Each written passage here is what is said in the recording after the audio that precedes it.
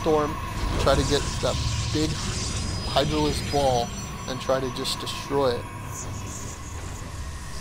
So he did change for, or train his Warp Gate here. So maybe he can sneak in a little proxy pylon here or something like that where you can maybe get an advantage. Especially with this high grass here, they can't see in. But again, with doing a proxy pylon on a Zerg player, especially like a DIMAGA, is so tough, as they're always using Overlords to kind of not really get the advantage of seeing, but using these Overlords to cover the map with their sight.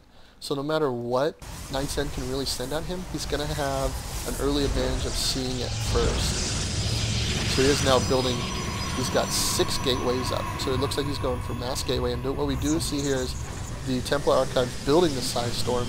Very, very smart. I'd also like him to see if I can get that Kadaran Amulet. It's so crucial when you warp in a High Templar, especially if maybe you want to go ahead and get a proxy pylon or something, to just immediately cast that Psystorm. It can save you. I have seen it win games for him. So it'll be interesting to see if he does train that as well. It looks like he is training Charge, and as well as DIMAGA's getting some upgrades as well for his Hydralisk here. He's going to go ahead and get the Needle Spines upgrade, which is very, very good. All the range units are big time needing that upgrade, especially Hydralisk, if he wants to withstand the Protoss shields. So he's building 4 Spine Crawlers. That's very interesting. What he's going to do with those. Maybe expand the creep and maybe get some kind of Spine Crawler rush.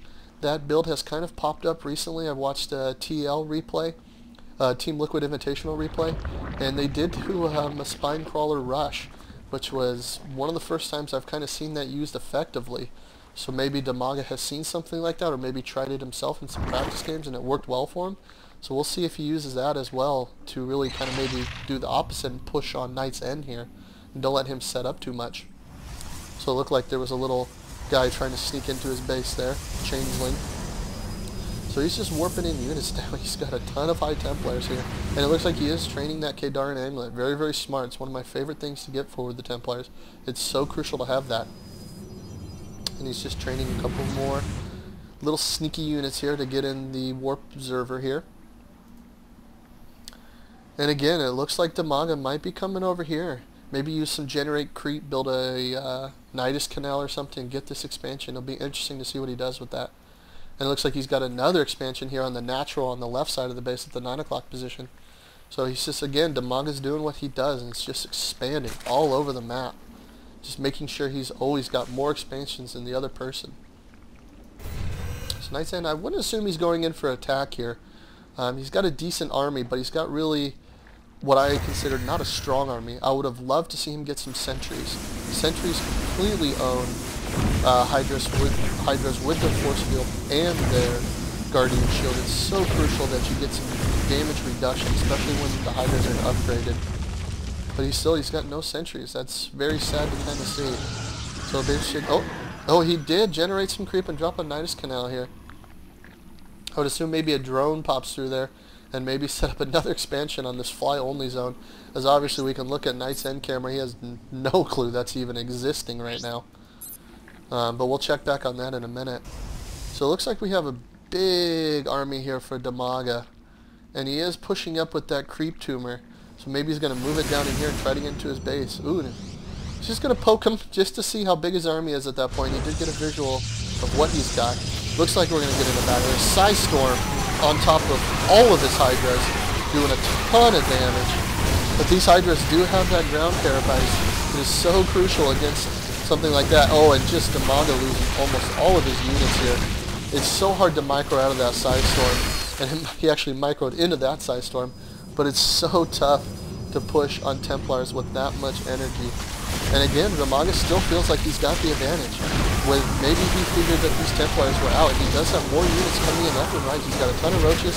Awesome micro there to move forward. Some people think it's crucial to move back, but it's the opposite. Actually, if you move forward, you use Psystorm your own teammate, and it can really drop their shields just as quickly as it hurts the other team. And DIMAGA got a big time advantage here. Completely destroying. He's just bringing in more and more units. He's got the waypoint set up right over here. He's just bringing in more and more units. He's got, looks like he is going to move these spine crawlers right onto that creep. So it looks like he's going to try to use that as a little bit of defense, but more as offensive units. And I don't know what Nightsend can do here to protect these high yield minerals, as he hasn't even actually started farming any of the minerals. And it looks like he's going to lose this expansion.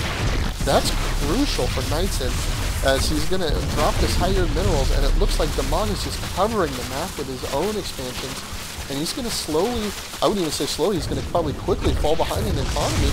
If he can't do something to expand himself, DIMAGA will just bleed him dry. Even if he loses his whole army, he's got so many hatcheries up, he can rebuild it so quickly.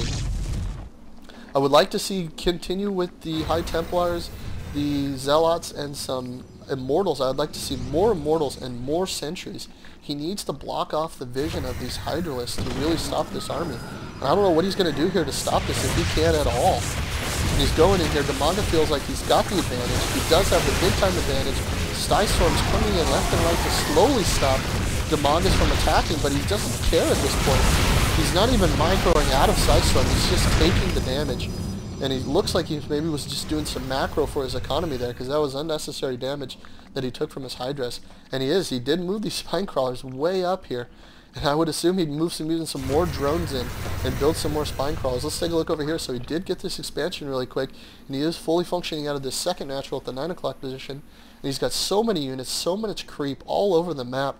He's almost covered the entire thing. He's got the creep almost into Nightsend's base now. He'll probably move this creep tumor up here and try to get into his base, because if he can keep his units on the creep the whole time, I mean, there's just not a lot Nightsend can do.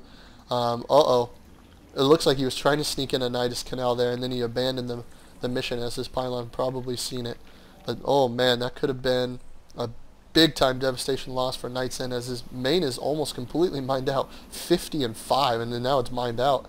I don't know what Nightsend can do here. This is going to be very interesting. I would assume just use his remaining minerals, try to get another immortal, but he's just completely gas starved at this point. I hope he can hold this off, and he needs to push up and get his high yield minerals back, because if he cannot, it's going to be GG. And he's pushing up. Oh, and now he's got 10 spine crawlers up right now, and it looks like DIMAGA wants to protect that Storm.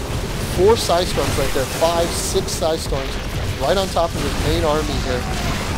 And unfortunately, these spine crawlers do quite a bit of damage, and they're just poking all over the place. They're just jabbing and jabbing and jabbing, and he's got a ton of immortals, but again, he's got no sentries. And that was the thing I said from the beginning. He needed some sentries to stop this off. And since DIMAGA has so many hatcheries, he doesn't even care about units at this point. No micro at all on these Storms, because it doesn't even matter. He's got the upgrade for the armor. He's got double upgrade on the weapons, and he's just going to go in here and he's going to start raping his natural expansion here. He's trying to warp these into Archons, but it doesn't even matter. I don't know what he can do. DIMAGA's pushing up again with these spine crawlers as an offensive advantage. So smart here. And Archons do a ton of damage, yes, but against a bigger army like this, they are going to do nothing to really stop this army. And they just get destroyed so quickly. Nightsend feels that it's over, and he calls a good game. So thanks for watching, folks. Again, I appreciate it. If you can subscribe and rate and comment, that'd be great. Thanks, bye-bye.